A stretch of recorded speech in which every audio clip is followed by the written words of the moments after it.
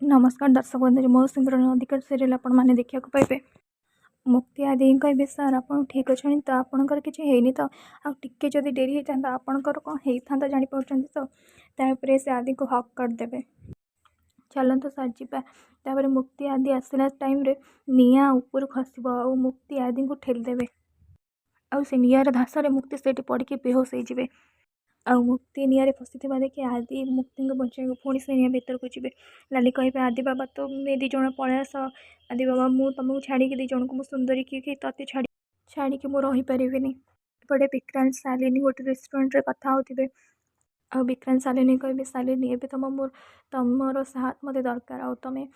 आईटा भी सख्तर सहित तुम्हें मत मुक्ति को खोजा को हेल्प कर क्षमा मांगापी आउ सब सत कथा तुम्हें भाई की कहवाक पड़ो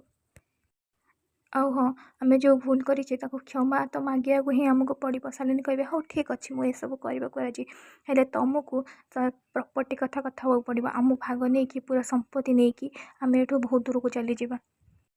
तापर विक्रांत को कॉल आसो कि घरे एमती एक्सीडेंट होली विक्रांत कहे सब कथा छाड़ आमको घर को आमको जावाक पड़ो। शालिनी कहे कड़े आमको घर को जावाक पड़ो एक्चुअली से गोटे एक्सीडेंट हो जाए एपटे राजू रिधि रिधि को छाड़ा को घर को आसबे आ कहे रिधि एवं जहाँ भी प्रोब्लेम चलती तुम जाओ टे रेस्ट नियो आ हाँ किसी प्रोब्लेम है मत फोन करके जनइब। तापर रिधि घर को जी आ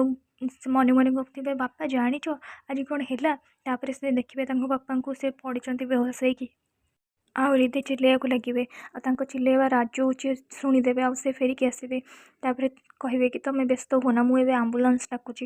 एपटे आदि आ समस्ते घर लोग मुक्ति को मेडिकल एडमिट करेंगे। तापर नाताशा कहे आंटी तुम एत बड़ प्लान कर मुक्ति को मारे मत टे जन पार्लनि तापर तुम मुक्ति तो मार आदि सार को कहीं फसाउल।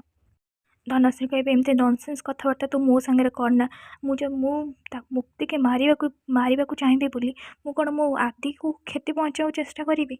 हाँ मुझे मुक्ति को पसंद करे ना मो आदि लाइफ रे ताने नुह मो आदि को कष्ट देवी एमती तू एमती ननसेन्स कथबार्ता करुचु पुणी से गुरा मो सहित एपटे रागिणी कहे एमती हो पारनि से आदित्य दास बंची पारनि तेज गुंडा कहे कि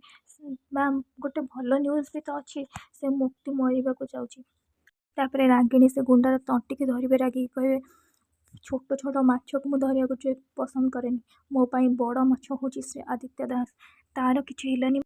गुंडा कह कि से मुक्ति तो सब से आदित्य दास बची जाऊँगी जो सी मर को बचेब किए ये देखो मैडम से मुक्ति भी मर आ भिड आमको बहुत हेल्प कर से बदनाम हो आदित्य दास।